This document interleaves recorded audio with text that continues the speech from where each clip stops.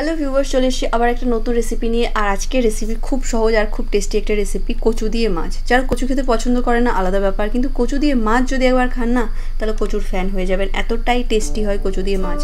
তো খুবই সহজ, খুব বেশি মশলাপত্রের এর মধ্যে প্রয়োজন হয় না, শুধুমাত্র একটু রসুন প্রয়োজন আর সামান্য 5 ফোড়ন, তেজপাতা। তো চলুন শুরু করা যাক আজকের ভিডিও, কচু দিয়ে মাছ।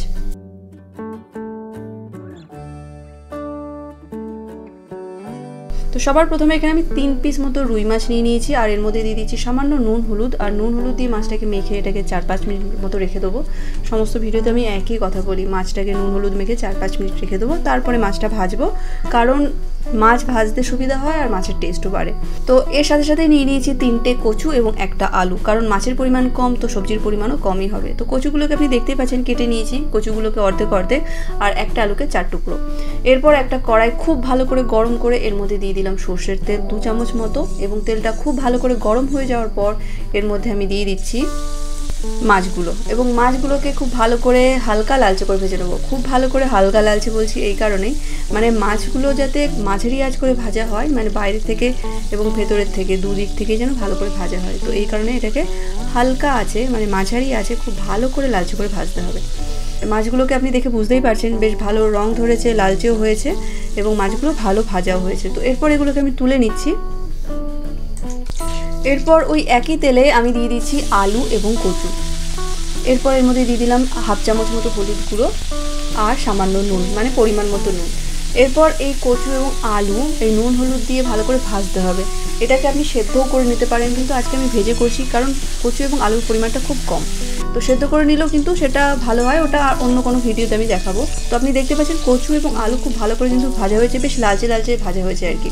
তো এরপর এর মধ্যে আমি দিয়ে দিচ্ছি জল, আর এই সময় চেষ্টা করবেন গরম জল ব্যবহার করতে। যে কোনো রান্নায় গরম জল ব্যবহার করলে কি হয়, রান্নার প্রসেসটা থেমে যায় না, মানে ঠান্ডা জল দিলে টেম্পারেচার কমে আসে, আবার সেটাকে গরম হতে হয়তো টাইম লাগে, আর গরম জল সঙ্গে সঙ্গে দিলে কি হয়, রান্নাটা তাড়াতাড়ি হয়।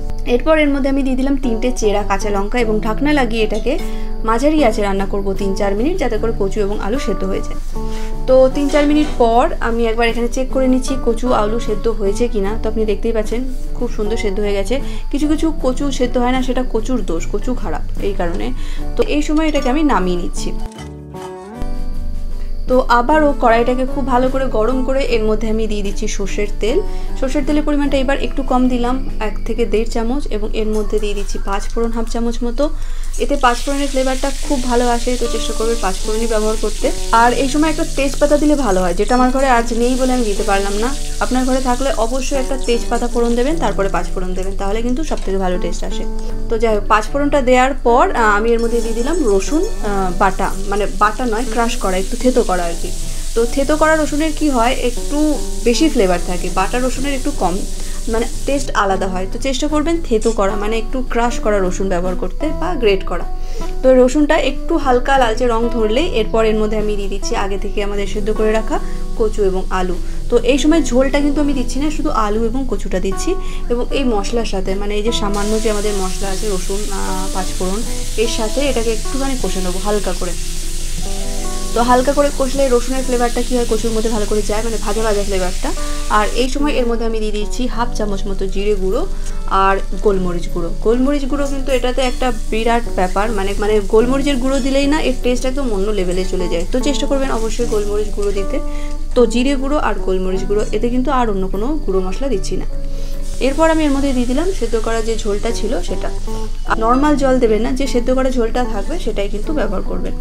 তো ঝোলটা একটু ফুটে আসার পর তারপর এর মধ্যে আমি দিয়ে দিচ্ছি মাছ, আর মাছগুলো দিয়ে এটাকে মাঝারি আঁচে রান্না করতে হবে। আর এই সময় একটু নুনটাও আমি অ্যাডজাস্ট করে নিচ্ছি। তো এরপর এটাকে মাঝারি আঁচ করে ফুটতে দেবো 3-4 মিনিট, তাতেই কিন্তু রান্না হয়ে যাবে। আর এটা রান্না হতে খুব বেশি সময় লাগে না, আপনি দেখতেই পেলেন। আর আপনি যদি প্রেশার কুকার সিটি লাগিয়ে নেন না কচু আলু, তাহলে তো আরও তাড়াতাড়ি হয়ে যায়, খুবই কম সময় হয়ে যায়। তো এটাকে 3-4 মিনিট মতো মাঝারি আঁচে রান্না করে নিলেই কিন্তু আমাদের রান্না কমপ্লিট। আর একদম শেষে আপনি চাইলে 1 চুটকি গরম মশলা দিতে পারেন, কিন্তু আমি দিইনি আজকে, কিন্তু সেটা দিলেও কিন্তু খুব ভালো হয়।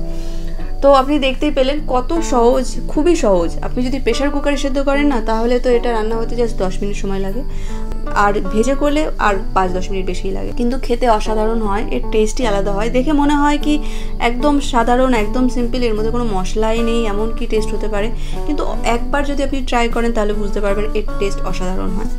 তো আশা করছি আপনাদের আজকের রেসিপিটি ভালো লেগেছে। যদি ভালো লাগে ঘরে অবশ্যই ট্রাই করুন, তারপর আমাকে জানান কেমন হয়েছে। যদি অনেক অনেক ভালো লাগে তাহলে চ্যানেলটি অবশ্যই সাবস্ক্রাইব করবেন, আর ভিডিওটি অবশ্যই শেয়ার করবেন আপনার বন্ধুবান্ধব আত্মীয় স্বজনদের সাথে। তো আজকের মতো এই পর্যন্তই। ভালো ভালো খান, মনে প্রাণে সুস্থ থাকুন। নমস্কার।